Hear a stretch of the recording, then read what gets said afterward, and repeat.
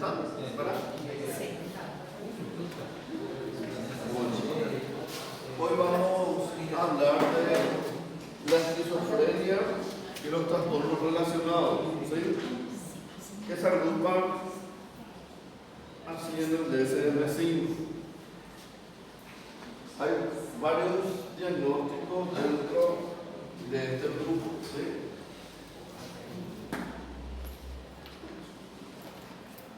Está la esquizofrenia, el trastorno psicótico breve, el trastorno esquizofreniforme, el trastorno esquizoafectivo, el trastorno delirante, un trastorno de personalidad esquizotípico y también está los trastornos psicóticos inducidos por enfermedades y los que son inducidos por medicamentos o sustancias. Vamos a hablar un poquitito del trastorno de la esquizofrenia, ¿verdad? Que es el trastorno tipo de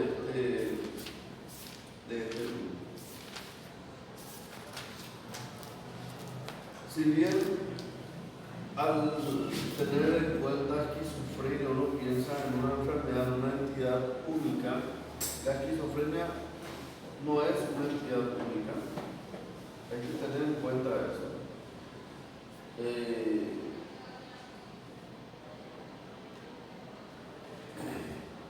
Se habla de que puede ser un grupo o un síndrome clínico, un grupo de causas o de elementos que se pueden tener inclusive pronósticos un poco diferentes, ¿sí? Se estudió desde hace mucho tiempo, desde que se empezó a hacer, digamos, tratamientos más dirigidos. No sé por qué me dieron una plataforma. Cuando empezó a tratarse los trastornos mentales de una manera más orientada a las causas de la biología, se trató de determinar cuáles pueden ser los factores que desencadenan estos trastornos mentales graves. Y se vio que no hay una sola etiología, una única etiología, ¿sí? Y que pueden estar implicados varios factores, desde lo genético hasta los ambientales. Así que vamos a hablar de la esquizofrenia como una entidad clínica que tiene un curso crónico que puede tener una evolución, ¿verdad?, fluctuante, estable o no estable, ¿verdad?, con episodios de crisis psicótica o con otros episodios de mayor estabilidad, donde predominan síntomas residuales, donde predominan algunos síntomas negativos o otros elementos, y que tiene un importante efecto sobre la calidad de vida del paciente y de su entorno. Y la afectación incluye problemas no solamente del comportamiento, sino también de la percepción, los estados emocionales, la cognición y el pensamiento. Es uno de los trastornos que creo que genera mayor miedo, ¿verdad?, y un gran estigma entre los pacientes y los familiares. Cuando se da el diagnóstico de esquizofrenia, a veces es una etiqueta que les persigue para siempre, ¿sí? ¿Por qué? Porque las personas tienen la idea de que una persona con esquizofrenia es una persona violenta, agresiva, impredecible, ¿sí?, y de muy difícil manejo. Y vamos a ver que con el tratamiento se puede tener una buena calidad de vida.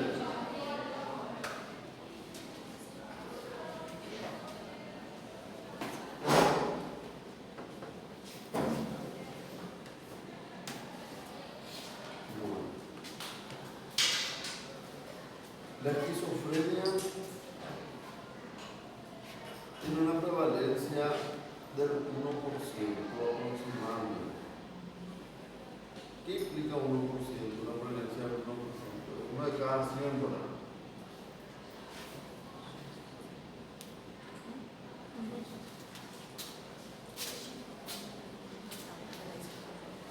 ¿Cuántos alumnos hay en la facultad?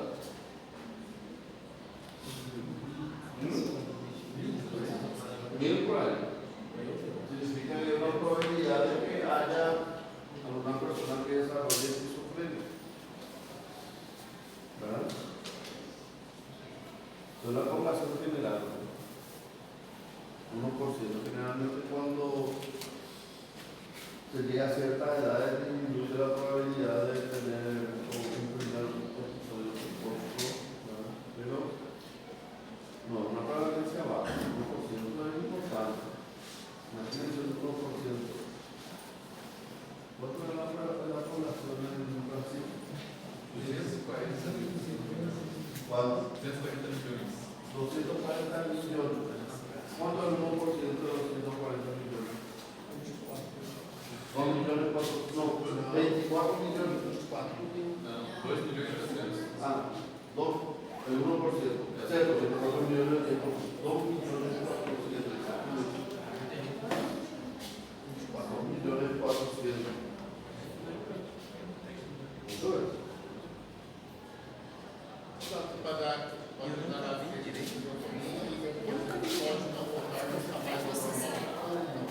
Vamos a ver el pronóstico.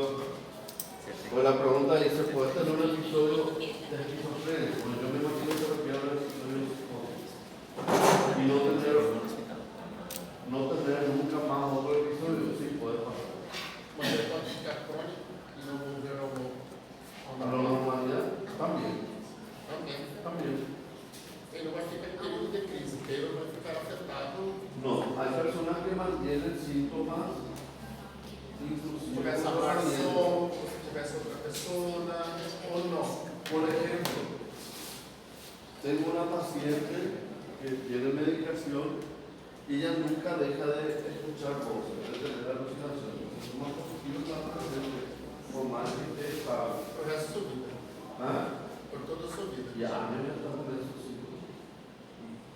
Hay otro paciente que tiene ideas delirantes, pero las controla, logra manejarse dentro de lo posible, está con medicamentos hasta el tope. ¿Sí? Y todavía tiene sintomatología. Pero poder hablar com ela para responder normalmente. Sí, te va a responder muchas cosas, sí. Depende de otros elementos. Vamos a ver un poquito. Bueno, vamos a ir continuando con la clase y después cuando lleguemos a ese punto vamos a explicarle al compañero algunas cosas. No hay una prevalencia mayor en hombres o mujeres, ¿sí? Bien, la relación es 1 en 1, es decir, de esos 2.400.000, 1.200.000 mujeres, 1.200.000 varones, ¿sí?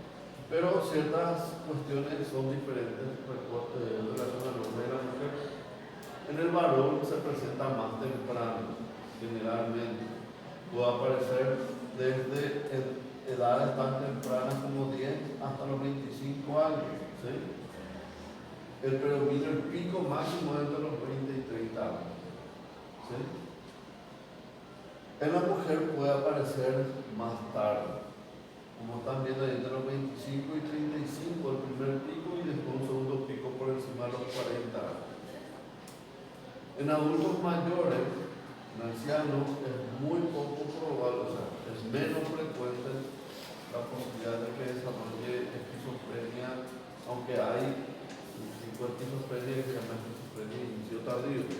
Por eso le digo, se habla de probablemente varios elementos clínicos, varias diagnósticos, varias entidades clínicas quizás agrupadas por sus características similares, porque el pronóstico es variable también. ¿Sí? Ahí vemos cómo antes de los 10 años es muy poco frecuente y por encima de los 60 también. pueden haber, ¿sí? Pero antes de esa edad aparecen síntomas psicóticos, hay que pensar en otros diagnósticos. Por ejemplo, un adulto mayor de 65 años que empieza a tener ideas delirantes paranoides, va teniendo alteración de la conducta, es impropio, que se cuidadora, grosero, vamos a decir, con su cuidadora, o sale desnudo por la calle o hace cosas por el lugar, ¿verdad? Probablemente no pensemos primeramente en una esquizofrenia, ¿verdad? A menos que ella tenga ya varios psicóticos antes. Lo más probable es que pensemos en alguna demencia, una demencia temporal, alguna situación u otros elementos, ¿sí? Neurológicos. Por ejemplo, también pueden aparecer síntomas psicóticos en situaciones como infecciones del sistema nervioso central, accidentes cerebrovasculares, epilepsia o convulsiones, etc. Síntomas psicóticos.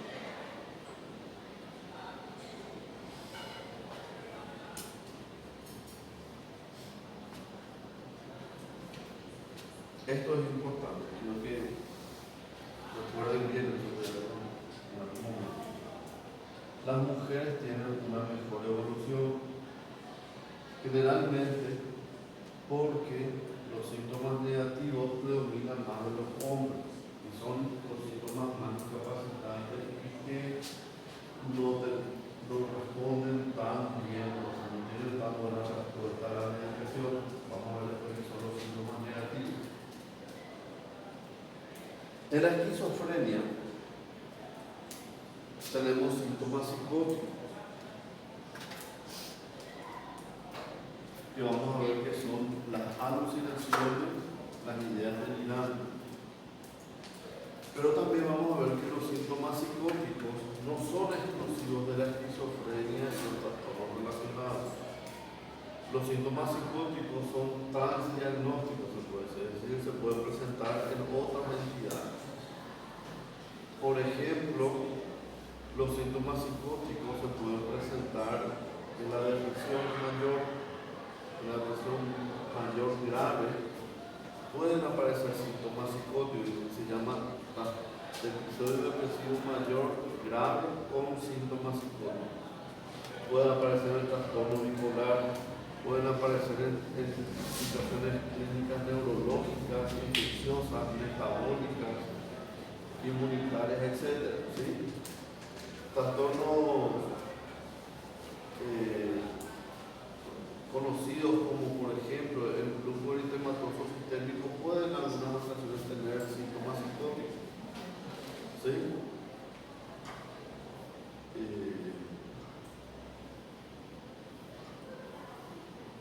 Bueno, vamos a ver las causas. Como les estaba explicando, son múltiples. Se habla de factores genéticos, medioambientales y neurobiológicos. En cuanto a los neurobiológicos, se habla de varios neurotransmisores implicados, ¿sí? Uno de ellos es la dopamina. La dopamina la vamos a estudiar un poco mejor porque gran parte de los antipsicóticos actúan sobre la vida de la dopamina. Después de hablar un poquitito en forma general, vamos a entrar especialmente a mostrar las vías que se ven afectadas y cómo actúan los antipsicóticos, tanto para el efecto terapéutico como para los efectos adversos. Se habló de otros neurotransmisores implicados. Hay una lista de algunos de ellos, ¿verdad? Entre ellos se resalta el glutamato. El glutamato, que es el principal neurotransmisor activador del sistema nervioso central. Hay teorías dopaminérgicas, teorías glutamatérgicas, digamos, que tienen relaciones con los síntomas de la esquizofrenia. Y generalmente tratamos de orientar el tratamiento hacia una mejor calidad de vida del paciente. Todavía no tenemos un diagnóstico etiológico bien definido o una fisiopatología bien característica como para decir, bueno, vamos a iniciar un tratamiento para curar al paciente. Por ejemplo, si sabemos que un proceso patológico es producido por una alteración específica, tratamos de intervenir esa situación y tratar de mejorar o reemplazar o eliminar el factor patógeno, ¿verdad? Si es una bacteria y sabemos que esa bacteria, por ejemplo la tuberculosis, tiene ciertas características y es sensible a ciertos medicamentos, tratamos con ese medicamento para tratar de eliminar ese agente patógeno del cuerpo. No es tan fácil con el micobacterio justamente porque se queda en ciertos lugares que, por ejemplo, en las cavernas, quedan a veces algunas micobacterias que nos llegan los medicamentos y cosas así, y se puede reactivar en otros momentos de disminución de la inmunidad, etc. Bueno, en este caso, nosotros tenemos teorías biológicas de cómo puede ser que se produce la esquizofrenia y cuáles pueden ser los factores que están implicados en la etiología y en la patogenia. Bueno, se habla entonces de factores genéticos, siempre se hace evidente cuando se estudia y se compara entre distintas poblaciones, especialmente cuando se habla de los gemelos mono y bicigóticos. Los gemelos monocigóticos son los que tienen la mayor similitud genética posible, ¿verdad? La unión de un solo gatito, o sea, de un solo cigoto, que es ponerlo y se va dividiendo, en teoría tiene la misma mezcla cromosómica, pero se sabe que no son realmente idénticos, porque hay muchos cambios que ocurren durante el proceso de desarrollo embrionario que les hacen diferentes. Y también están los factores epigenéticos también que hacen que se expresen algunos genes. Y están las mutaciones que ocurren en cada replicación celular que pueden hacer que haya variabilidad entre los gemelos monocigóticos. Pero vemos que hay una correlación mucho mayor entre una concordancia mucho mayor entre los monocigóticos que entre los disigóticos y que aumenta la probabilidad de desarrollo del trastorno en personas que tienen familiares de primer grado. Cuanto mayor carga genética tiene, la probabilidad es mayor. ¿Sí? Se habla también de mutaciones o de cambios justamente en algunas vías o digamos de estas que describimos, del glutamato o de la dopamina, ¿verdad? Los receptores, de la sensibilidad de los receptores, etcétera, que podrían estar implicados. Específicamente cuáles nos hacen falta saber qué es esto, ¿verdad? Después tenemos factores medioambientales.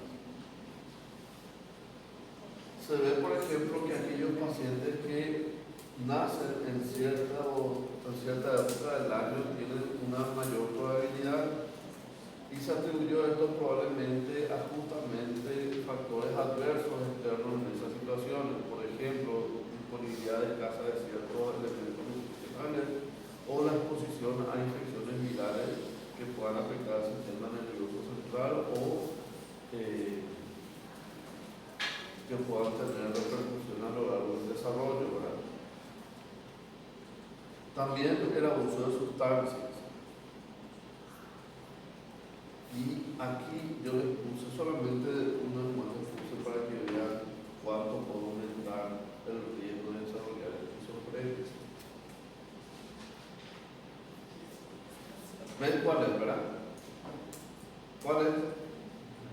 El cannabis, la marihuana. ¿Cuánto aumenta el riesgo? 6 veces, dice, ¿verdad? ¿Por qué les pongo la marihuana, verdad?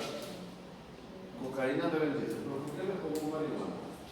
Porque hay muchísimas publicidades que no es dañino, no te hacen nada, de que ¿verdad? Es más bonito de todo, no tiene también su lado humano, ¿verdad?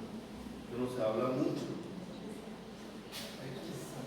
la marihuana tiene un componente que tiene efectos psicotrópicos y hay otro componente que se está usando con fines médicos. El cannabidiol es el que se está usando con fines médicos. Y justamente ese es el que menos tiene la marihuana de ese aspecto. Porque lo que quieren hacer es que se compre la marihuana, lo que trafican, ¿verdad? Entonces te dan marihuana que tiene un alto contenido en THC.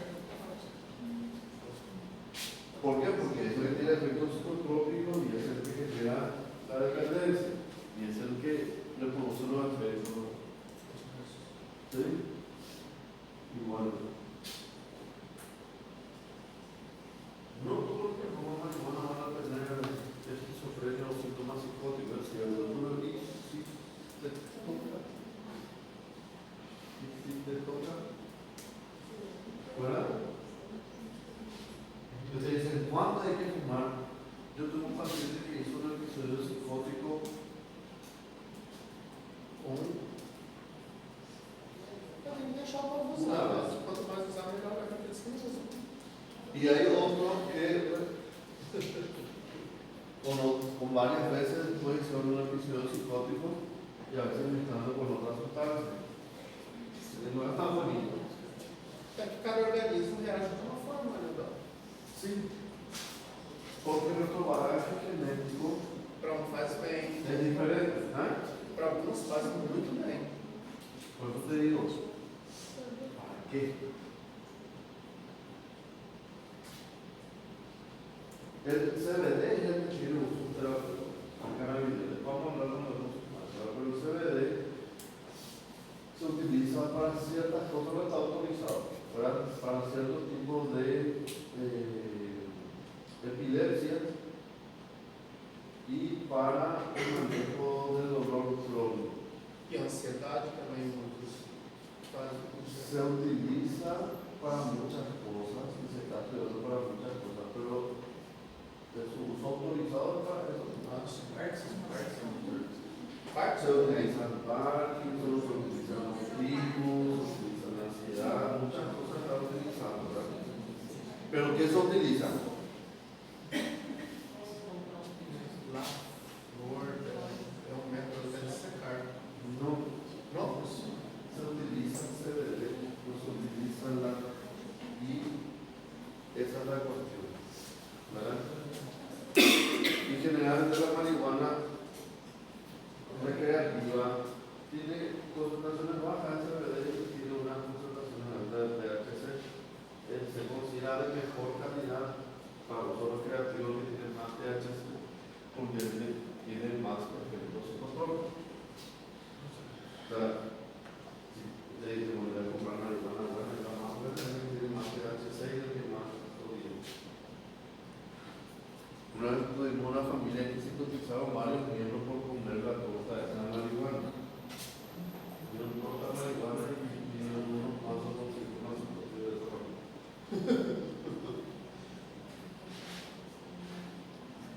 ¿Y qué pasa? Puede ser un episodio psicótico o puede ser que esa persona haya tenido genéticamente la predisposición y sea que yo me y tratamiento con antipsicóticos de por vida. Mayor en áreas urbanas que rurales y también está relacionado con algunas situaciones estresantes o estresores de la vida.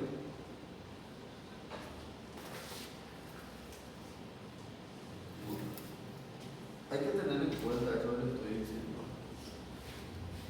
No solamente la marihuana, hay otras sustancias. Hay un cuadrito en el DSM. ¿Alguien tiene su DSM que les pasé?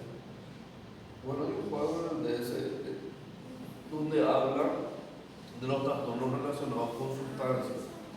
Y en ese cuadro van a ver las sustancias y van a ver los posibles trastornos que pueden generarse tanto con el consumo, o sea, la intoxicación, cuando uno tiene los efectos, o también en el periodo de abstinencia, y algunos que pueden quedar en forma prolongada con esos problemas, ¿sí? Y eso es importante tener en cuenta, de que no son inocuos. Estas sustancias no son inocuas. Miren que no solamente está relacionado con síntomas psicóticos y con esquizofrenia, hay otros trastornos mentales también que pueden estar relacionados con el consumo de marihuana. Se habló también de una entidad clínica, que algunos dicen que sí, otros dicen que no, que se llama síndrome amotivacional. Pueden buscar un poquito sobre el síndrome amotivacional y ver qué encuentran y cuáles pueden ser sus causas. Hay algunos que dicen sí, puede ser la marihuana, otros dicen no, otros dicen que es un uso crónico prolongado y así. Bueno,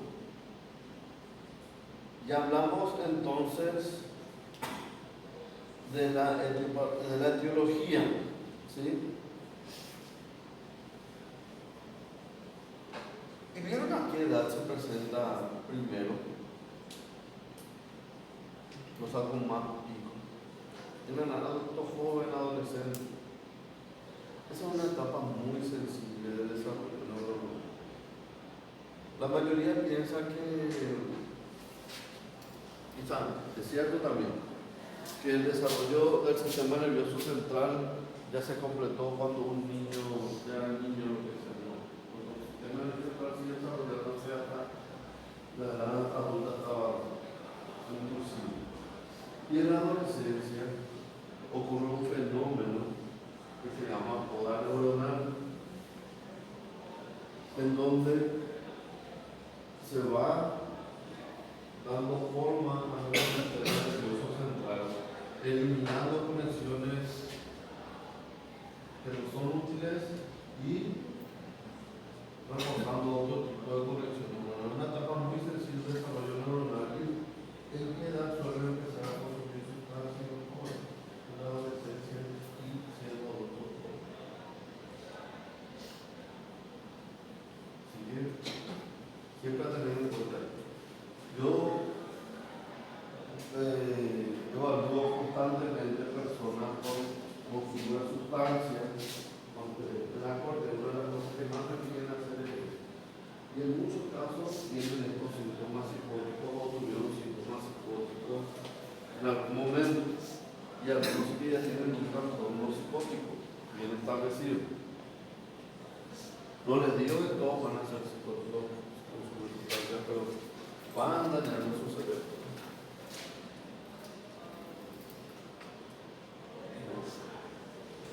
Esta es la clínica, o cómo se manifiesta. Están los síntomas positivos, los síntomas negativos, lo que tiene que ver con desorganización y algunos rasgos caracterológicos. De ahí tenemos las ideas delirantes y las alteraciones del pensamiento. Las ideas delirantes son una de las cosas más características. Entonces tenemos que definir cuando hablamos pensamiento, vamos a ver. Una idea delirante es una creencia falsa que tiene una persona, pero está absolutamente convencida de la certeza de esa idea, por más de que le demostremos o le demos evidencia de lo contrario. ¿Sí? Su grado de convicción es absoluta. La idea delirante no implica un pensamiento extraño, no implica que sea algo, por ejemplo, una idea delirante puede ser que yo piense que ustedes han sido reemplazados por extraterrestres, ¿verdad? Y me quieren hacer daño porque soy el único que sabe que ustedes son extraterrestres. ¿Sí? Eso puede ser una idea delirante. Pero no necesariamente una idea delirante tiene que ser algo increíble o algo extraño o no posible. Yo puedo tener la idea delirante de que mi esposa me engaña, ¿verdad? Eso es posible. ¿Cuántas personas, cuántas relaciones con un matrimonio, cuántas relaciones de pareja tienen esa situación? Algo completamente posible. Pero ese pensamiento no puede ser delirante por el mecanismo por el cual llegué a esa conclusión. Inclusive puede que llegue a ser una realidad, que finalmente la cosa le esté engañando, pero la persona llega a la conclusión con un mecanismo de juicio alterado. Sigue siendo una idea delirante. ¿Entiendes? Es una idea delirante, llega a esa conclusión por un juicio alterado. La persona tiene la convicción absoluta de que y la certeza absoluta de que es así, y no logramos vencer esa certeza ni con los argumentos en contra, ¿verdad? Y no tiene que ver también con creencias culturales, ¿sí? Después tenemos las alucinaciones. Las alucinaciones van a ver que es otro tipo de alteración que tiene que ver con la percepción. La idea delirante tiene que ver con el pensamiento. Las alucinaciones tienen que ver con otra función mental que es la percepción, es decir, nosotros tenemos órganos para percibir lo que ocurre afuera y dentro de nuestro cuerpo, ¿verdad? Órganos sensoriales. ¿Sí? La audición nos permite escuchar los sonidos, la visión nos permite ver los colores, objetos, formas, sombras, luces, etc. Y así, bueno, las alucinaciones tienen que ver con estos canales sensoriales y se define como la alteración, una alucinación se define como una alteración de la percepción que consiste en la percepción sin objeto. ¿Sí? Escuchamos algo, pero no hay un estímulo sonoro. Vemos algo, pero no hay un estímulo luminoso. Sentimos algo, pero no hay un estímulo táctil. No es que la persona se imagina que una persona tiene una alucinación auditiva de una voz que le dice, por ejemplo, que un paciente tiene una voz que le dice que él es un Dios, ¿verdad? Y que tiene el poder de destruir al mundo. No es que él se imagina una voz que le habla, no, él escucha, si yo le estoy hablando, es una voz que le está diciendo. ¿Sí? Lo percibe. Una realidad. Vamos a ver que las alucinaciones pueden tener distintas características. La alteración del juicio, lo que estuvimos hablando. Puede haber también ansiedad, agitación y descontrol emocional. A veces llamamos otra ansiedad psicológica, a veces la persona ni siquiera empieza a tener un síntoma protrópico, lo que dice a veces es un miedo de repente que aparece un miedo. No entiende por qué, ¿verdad? Después se va organizando, después empieza a tener ideas delirantes paranoides de que la persona no está así, o que lo observan, cosas así. Bueno, los síntomas negativos. Estos síntomas negativos tienen que tener bien en cuenta, porque si bien los síntomas positivos no suelen mejorar bastante con la medicación, los síntomas negativos suelen tener una menor respuesta al tratamiento y suelen tener también, o sea, son los que tienen mayor repercusión en la funcionalidad del paciente. Entre ellos tenemos lo que es el aplanamiento afectivo. Nosotros tenemos cambios emocionales normales en nuestra vida diaria. Nos sentimos ansiosos, tranquilos, alegres, felices, ¿verdad? Podemos enojarnos en algunas situaciones, reaccionamos de una manera a las cosas positivas de nuestra vida, reaccionamos de otra manera a las cosas que nos entristecen, etc. ¿Sí? Con el aplanamiento afectivo, la persona parece siente emociones y la expresión también se reduce. ¿Sí? Un embotamiento afectivo y un aplanamiento afectivo.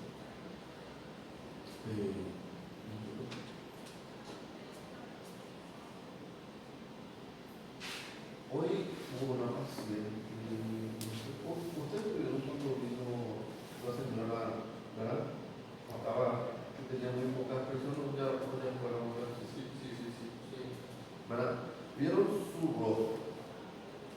ella tenía un rostro muy poco expresivo. Por más que decía tener que estar triste, que decía que pensaba inclusive en morir y otras cosas, su rostro no parecía ni alegre ni triste, era un rostro inexpresivo. Un buen jugador de póker, ¿verdad? Se trata de no tener expresiones faciales para que no se note que tiene buenas cartas o malas cartas. Bueno, tiene no solamente el rostro y la expresión, muchas veces el lenguaje es monótono. Un lenguaje, sí, esos cambios de tonalidad o de fuerza, como que le da emoción a lo que decimos.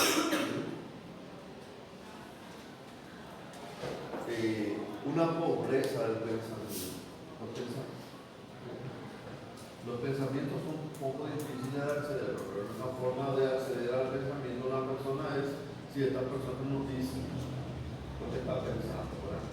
Pero muchas veces exploramos, tenemos una idea del pensamiento, la forma de podemos tener la idea del pensamiento mediante el lenguaje. Bueno, la pobreza del pensamiento se expresa con una pobreza del lenguaje.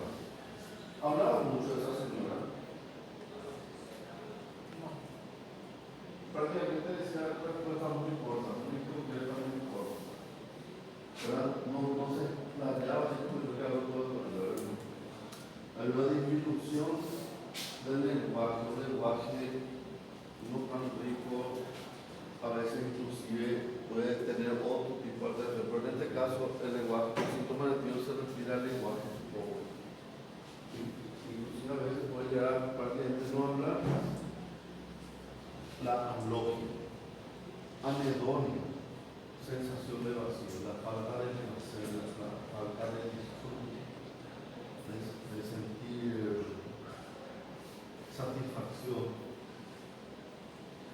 En el envejecimiento, así como todo.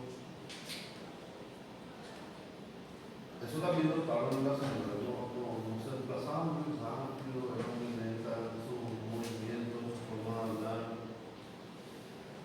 Y por supuesto, ven ahí, por ejemplo, el rebotamiento de la percepción, como la sensibilidad, dolor y otras cosas. Pueden aparecer otras alteraciones del lenguaje. Uno nos pidió el diagnóstico del lenguaje desorganizado y pueden aparecer síntomas del lenguaje, ¿verdad? En donde el lenguaje puede tener cambios, como por ejemplo, no usar conjunciones cuando habla, ¿verdad? A veces pueden tener un lenguaje en el cual aparecen palabras extrañas que exclusivamente tienen un significado para el paciente y no tienen ningún significado en ningún otro idioma, que se llama neologismo. Yo no sé si es de algún anime o alguna cuestión, pero hay un paciente que dice que es un dios y le da un nombre.